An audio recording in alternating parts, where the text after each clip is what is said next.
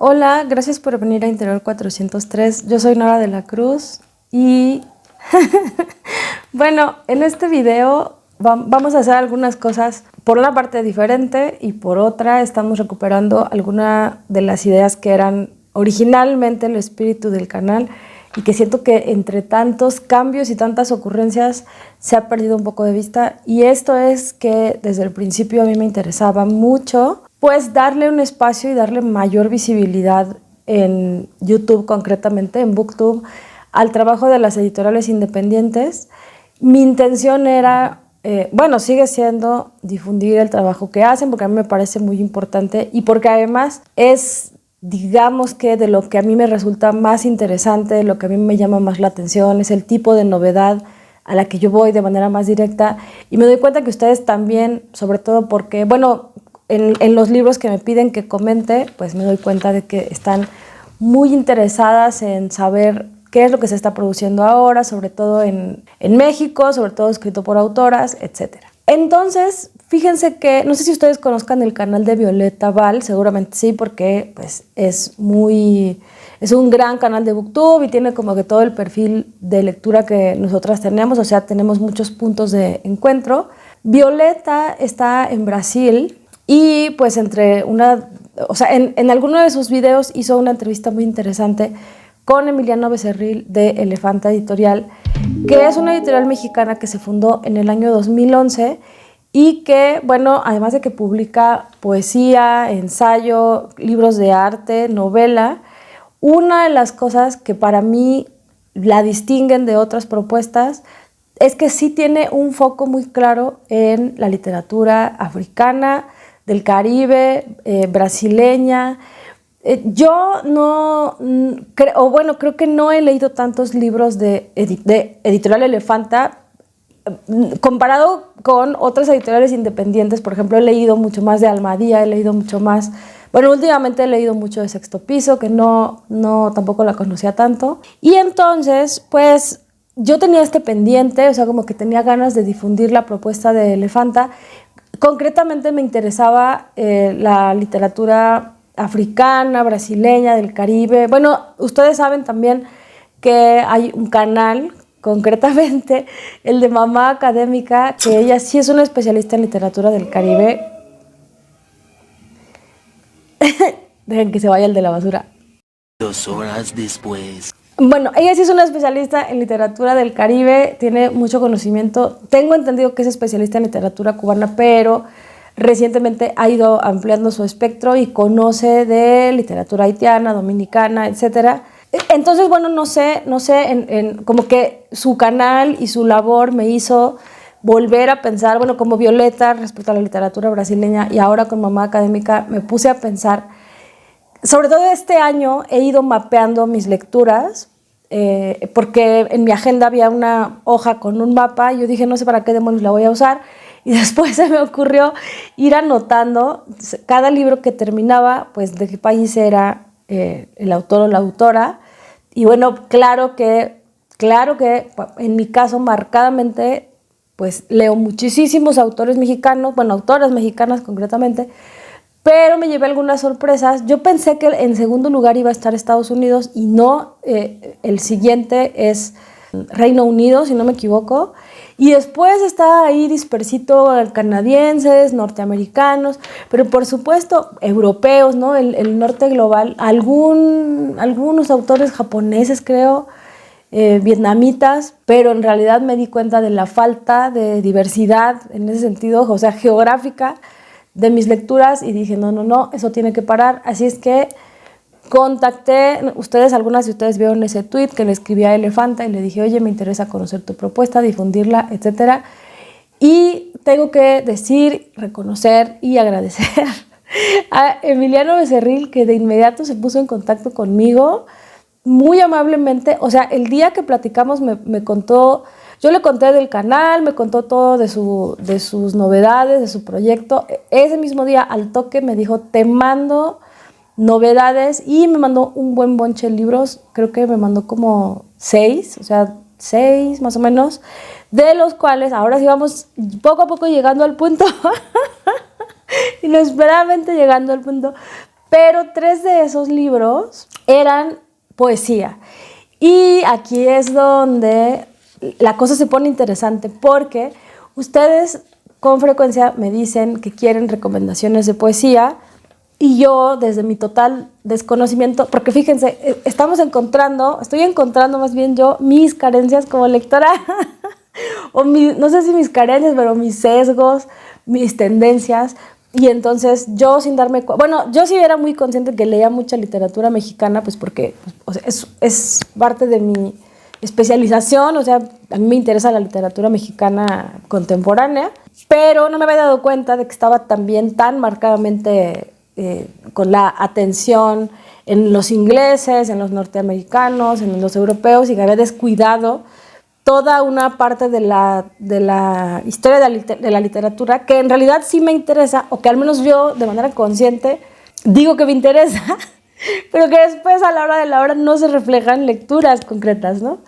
Y por otra parte, pues también es cierto que últimamente en el canal y en mis lecturas y en mi vida personal, bueno, yo siempre he estado dirigida a la narrativa, eso es un hecho, y recientemente pues he encontrado que me encantan las memorias, que me encanta el ensayo, la no ficción, ¿no? Variada, ustedes se han dado cuenta también, pero las grandes deudas de este canal son, por supuesto, la poesía y el teatro, ¿no? O sea, que son los géneros además más maltratados del panorama editorial. Pero bueno, la cuestión es que una de las cosas por las cuales casi no comento poesía es porque además es un género que siento que en general da miedo.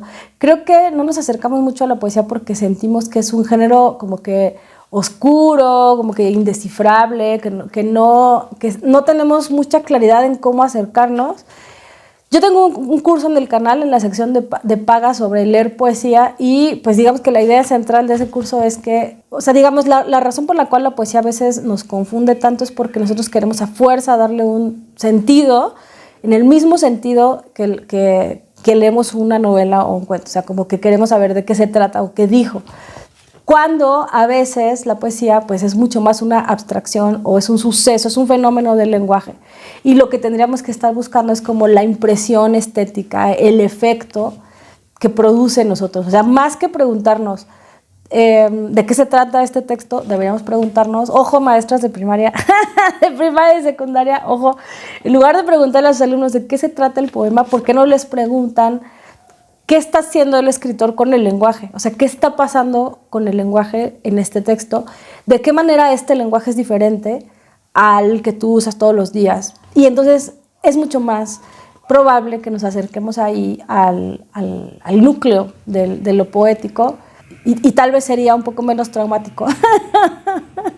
O sea, entenderíamos las cosas un poco distinto. Entonces, comentar libros de poesía es difícil, justo porque más bien no se pueden resumir y no los puedes reseñar en el sentido de que no le vas a platicar a alguien de qué habla.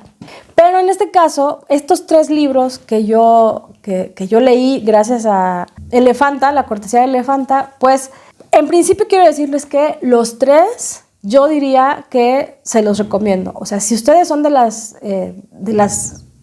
suscriptoras del canal que me preguntan qué les recomiendo de poesía, creo que los 3 son buenas oportunidades para acercarnos a la poesía contemporánea, a lo que se está escribiendo en México, y a 3 autoras muy valiosas. Yo no conocía, bueno, ahora les explicaré, no había leído, quiero decir, a ninguna de las 3, y a 2 de ellas realmente no las conocía. De hecho no las conozco en el sentido de no sé qué otra cosa han escrito, etcétera. La información que aporta la semblanza pues no me pareció suficiente.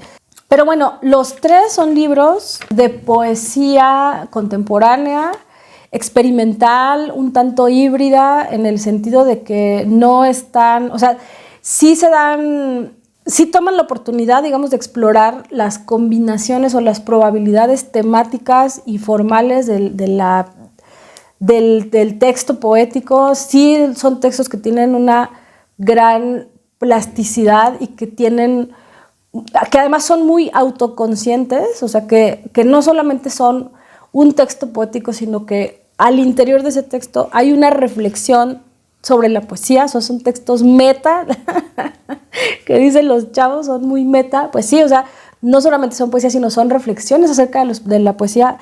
Y sobre todo, los 3 coinciden en que hacen comentarios o que parte de su reflexión poética pasa por qué se puede escribir o cómo se podría o qué se debería escribir en un tiempo y en una época como la que nosotros estamos viviendo en México. Es decir, con las condiciones materiales que viven los artistas, los creadores, la población en general, con las condiciones de violencia, con los temas que son relevantes en la actualidad, las crisis a todos los niveles. ¿Cuál es el lugar de la poesía en esa gran conversación pública? ¿Desde dónde debería estarse citando la poesía para dialogar o para aportar en la reflexión acerca de todos estos temas? Entonces, vaya, tengo que decirles que son 3 autoras que se están aventando a escribir un género muy castigado en el panorama editorial, pero que además lo están haciendo con una intención muy clara y con un contenido muy claro y además tomando este género para hacer una reflexión muy particular de nuestro tiempo, de nuestra época y de temas que son relevantes para ellas, o sea, como individuos, por supuesto, pero además que los 3 libros están insertos en esta conversación social. O sea, este poeta de la Torre de Marfil que habla de sus sentimientos, o sea, esta idea del poeta decimonónico que todavía tenemos así como que tan implantada en el cerebro y que ya realmente no es funcional, no es realista. Pues por supuesto que si ustedes están buscando ese libro de poesía de Amado Nervo, por supuesto que esto no es, ¿no? O sea, no son los modernistas ahí buscando pues este rollo estético, las figuras, la retórica, por la retórica misma. No es esto, no es este preciosismo. Todo lo contrario, o sea, es una poesía contemporánea, autoconsciente, muy en el límite, o sea, que tiene claro que el discurso artístico en general está en crisis porque el mundo está en crisis y que es necesario volver a situarse y sobre todo ponerse en contexto para escribir o para crear. Creo que sigo hablando muy en general, pero bueno, vamos caso por caso. El primer libro que leí fue Ensayos para una historia de economía doméstica de Eva Castañeda.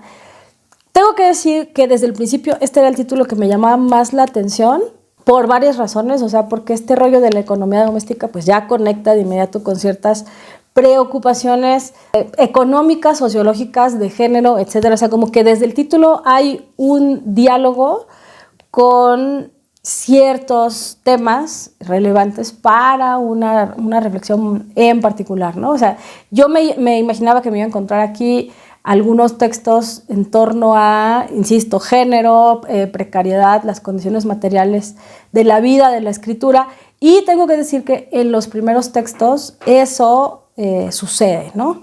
Bueno, en cuanto a los puntos fuertes de este libro, creo que hay algunos momentos muy, muy, muy, muy logrados en los cuales realmente sucede esto de que tenemos una autora que está experimentando con el lenguaje como materia prima y que se alcanzan unos momentos de abstracción que son casi, ¿cómo decirles? O sea, se alcanza una cosa como críptica en el lenguaje, pero que a la vez es muy efectiva para transmitir efectos, para transmitir emociones, sentidos, una propuesta estética muy lograda.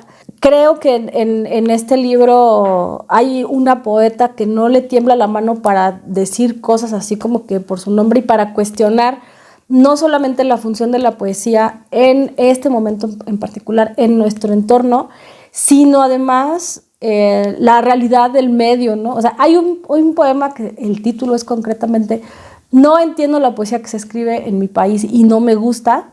Y ahí se pone a decir algunas de las cuestiones por las cuales le parece cuestionable, valga la redundancia, el ejercicio que se hace de la poesía o la lectura que se hace de la poesía en nuestro país, sobre todo a la luz de la realidad que vivimos y que enfrentamos todos los días. Entonces, me gustó muchísimo que hubiera una propuesta conceptuosa, una propuesta crítica y sobre todo que se pusiera sobre la mesa cuál es el papel de la poesía, para qué se escribe poesía o para qué debería escribirse o cómo la poesía puede intervenir en estas cuestiones sociales, políticas, cuál es el papel, cuál debería ser la labor social, el lugar que ocupa en el discurso social el poeta o la poeta. Eso me pareció fabuloso, me pareció importante además, ojalá que se comentara mucho más este libro.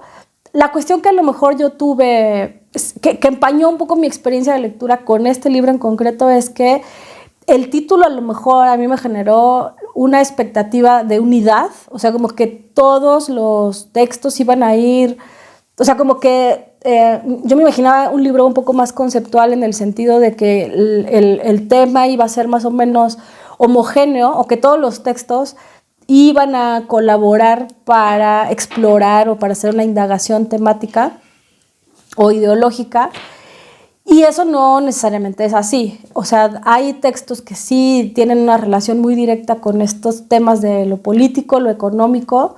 Eso sí, al libro le interesa mucho estar autocuestionándose muchísimo.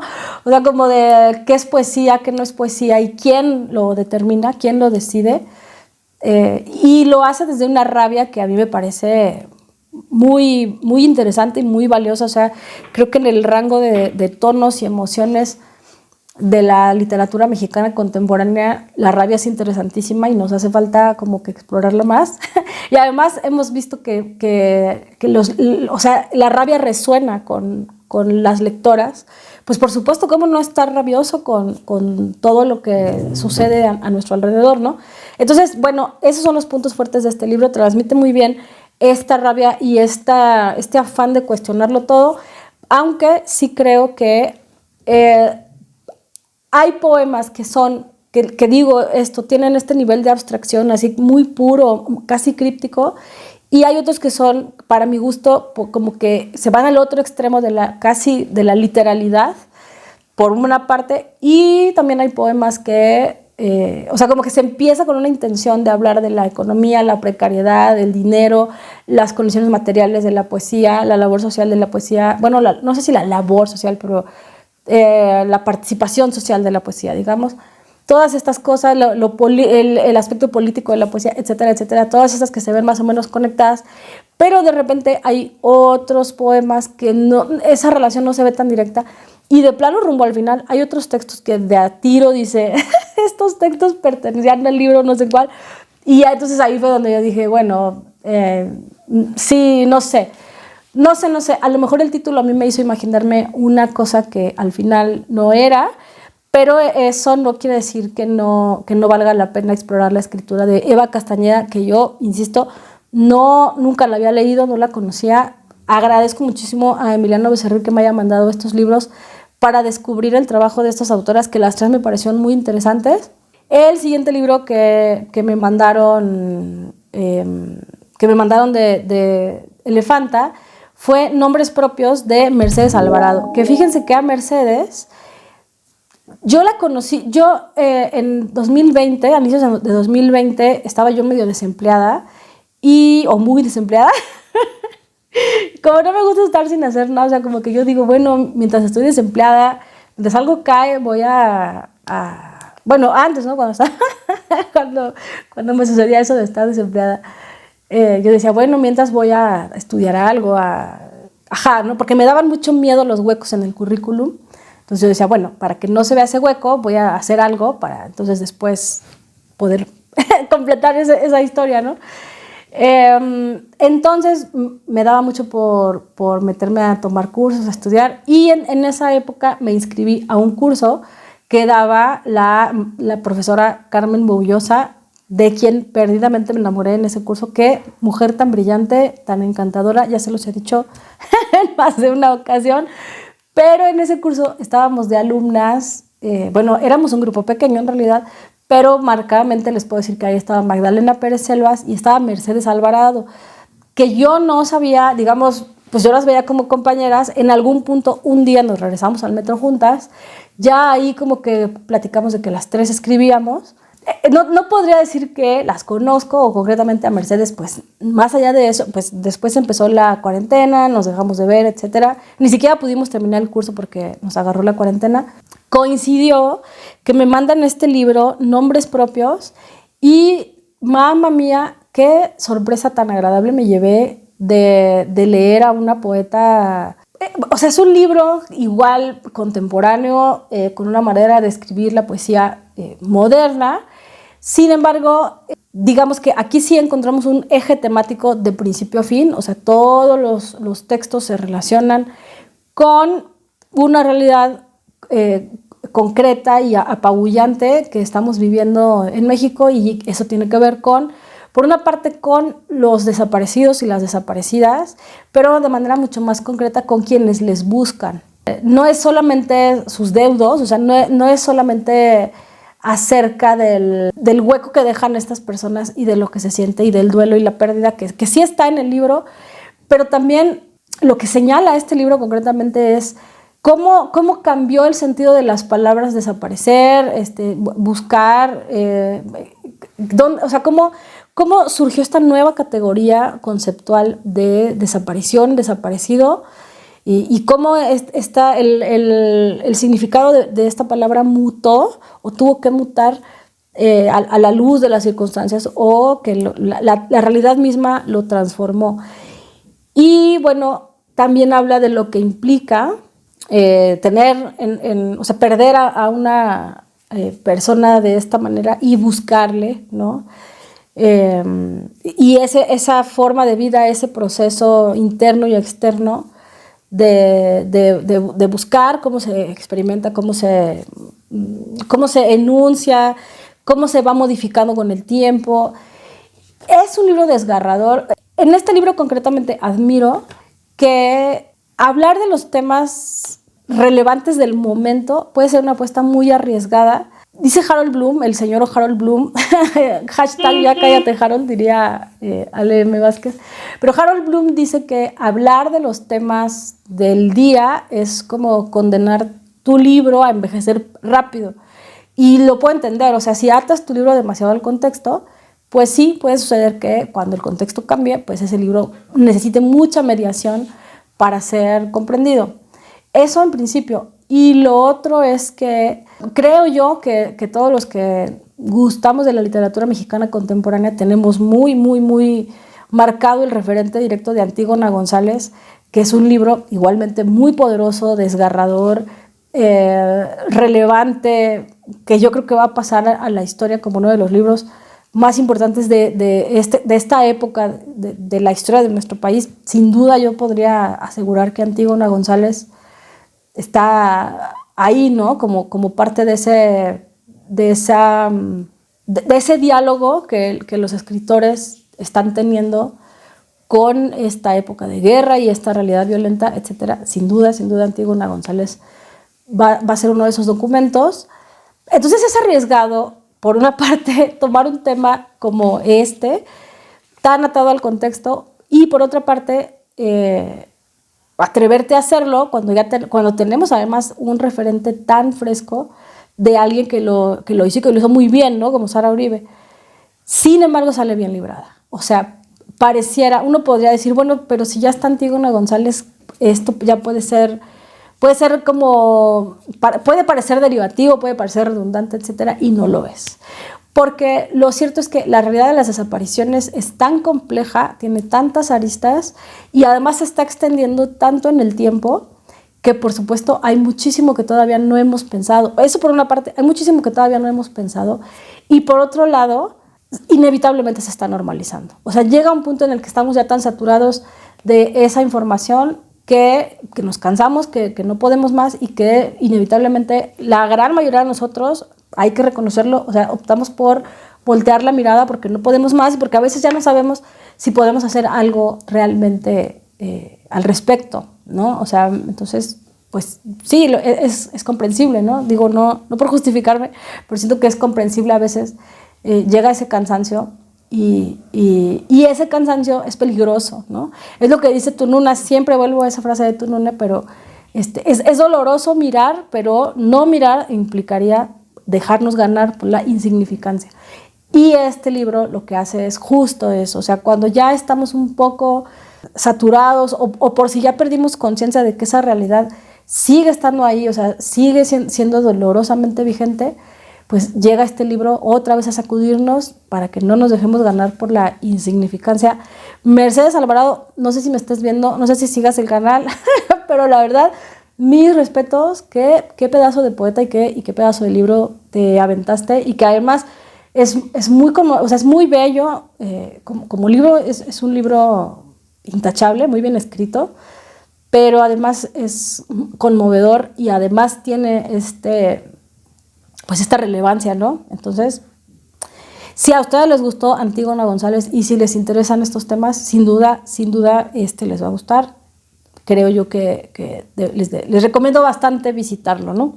Y finalmente aquí sí tengo que hablar de mi favorito de los tres, o sea, ¿cuál fue el que más se acercó a mi gusto, al tipo de poesía que yo disfruto, que admiro, que me deslumbra, etcétera, etcétera?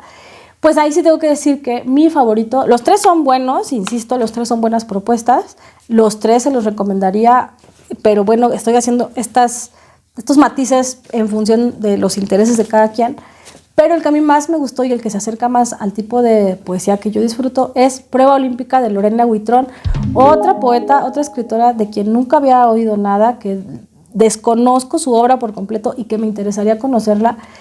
Pero bueno, Prueba Olímpica otra vez es un poema, es un libro, perdón, de poesía contemporánea, experimental, también muy meta, también constantemente haciendo referencia a la naturaleza poética del discurso, pero también cuestionando los límites, o sea, dentro del mismo texto, llevando o sea, inicia un texto, o sea, propone una premisa, digamos, la lleva un poco al límite o prueba sus límites y luego regresa al poema un poco para completar el sentido o para inyectarle el sentido, para dirigirlo, para pilotearlo hacia donde ella lo quiere llevar. Aquí se darán cuenta, y digo, ustedes saben que yo he admirado mucho recientemente la obra de Elisa Díaz Castelo, que es una poeta cerebral, y ustedes saben que me encanta Anne Carson, que es otra poeta cerebral, y yo pondría a Lorena Huitrón con Prueba Olímpica en este linaje de estas poetas que sí tienen una muy potente emotividad, pero que también al interior de su poesía están usando los recursos poéticos como herramientas de pensamiento. O sea, están usando la poesía para pensar, para indagar, para experimentar casi que científicamente con el significado, a veces para hacer indagaciones documentales, para hacer indagaciones literarias. O sea, hay una especie de afán investigativo y argumentativo incluso al centro de la obra de estas poetas. Insisto, o sea, yo la pongo del lado de Elisa Díaz Castelo, del lado de Anne Carson, en este sentido un poco, no necesariamente erudito, pero sí que indaga y que abreva de otros materiales y de otras fuentes y que utiliza esas fuentes, esos materiales y los recursos poéticos para buscar un significado y para experimentar con el propio significado, sin que estos textos dejen de ser tremendamente emotivos, como sucede igualmente con Elisa Díaz Castelo, que pues ella se da el lujo hasta de hacer humor a veces, ¿no? De hacer humor y de hacer poesía amorosa, diríamos, pero todo con este cierto grado de erudición, o como la propia Anne Carson, que puede escribir La belleza del marido, que es un libro que yo admiro muchísimo, ustedes lo saben. Y pues aquí también vemos a una autora que está haciendo constantemente reflexiones sobre la poesía, sobre el discurso poético, incluso sobre un autor. O sea, se nota que conoce la obra de un autor y dialoga con una colección de poemas de ese autor, pero los hace propios, los retuerce, los reescribe en algunos casos. De hecho, al final de este libro hay una serie de referencias que nos explican con cuántos textos está dialogando esta autora, pero a mí la verdad me pareció de verdad, exquisito, exquisito, exquisito, brillante, un caramelo, de verdad, terminé el libro y le tomé la foto, lo subí a Instagram, no se lo pierdan. Estos 3 libros son en realidad novedades, creo que los 3 se publicaron en junio del 2023, entonces todavía están en su etapa de novedad. Por favor, amigas, yo se los recomiendo como el hombre de los bisquetes calientitos. No solo se los recomiendo, sino que las invito a que le den una oportunidad a la poesía, que es un género tan incomprendido, pero además también que se asomen a Elefanta Editorial. Esta es como que mi primera inmersión en su propuesta, en las autoras mexicanas que están publicando. Bueno, no mi primera porque había sido Elisa, y pues ustedes saben que Elisa fue una gran experiencia, y ahora que pues tengo esta primera zambullida en 3 libros de poesía, pues quedo completamente satisfecha. Los 3, o sea, de verdad, de verdad, de verdad, ninguno tiene desperdicio. Con cualquiera de los 3 que empiecen, seguro se van a llevar una grata experiencia de lectura, y además esta sensación maravillosa de encontrar una nueva autora, deslumbrarse con una nueva autora y entonces tener esa esperanza de que ahí, por ahí hay un camino que nos promete pues otras maravillas, ¿no? Entonces, bueno, amigas, yo de verdad, de verdad, de verdad estoy muy entusiasmada con esto que me mandó Elefanta, este primer vistazo a lo que me mandó Elefanta. Lo siguiente que voy a comentar de ellos es una novela que no la he empezado, pero de verdad estoy muy ilusionada porque hasta ahora la cosa promete mucho. Y bueno, creo que ya me excedí, me excedí en este video tan desordenado, pero insisto en mi recomendación, amigas. Dense el chance, ahora que es temporada de ferias. Bueno, ya terminó la del Zócalo, perdonen, llegó un poco tarde, pero cuando vean estos eventos, aprovechen para conocer esta propuesta, o si no, pues ya saben, las librerías independientes, vayan a la más cercana a su localidad y pregúntenle por estos libros o por los libros de Elefanta. Se van a llevar una muy grata sorpresa, que además la edición está muy bonita también. Entonces, pues bueno, ya les seguiré contando cómo se desarrolla este chismecito. Mientras tanto, por aquí lo dejaremos. Muchas gracias por venir a Interior 403. Yo soy Nora de la Cruz y nos veremos en el próximo video. Goodbye.